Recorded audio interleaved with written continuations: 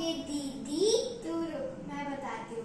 गुनगुने पानी में हमको चुटकी सी हल्दी डालनी है,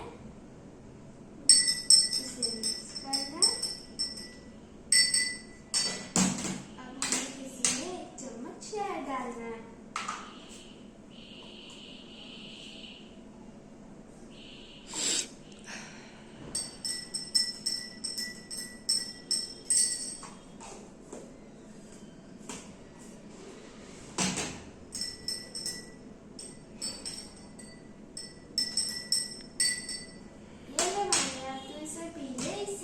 सर्दी खांसी बिल्कुल ठीक हो जाएगी।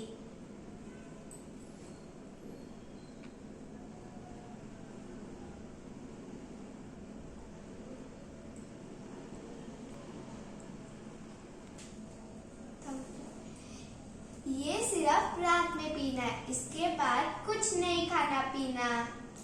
अब सुबह देखना वरना तो बिल्कुल फाइन हो जाएगी। थैंक यू दीदी मुझे ये नुस्खा बताने के लिए। You're welcome.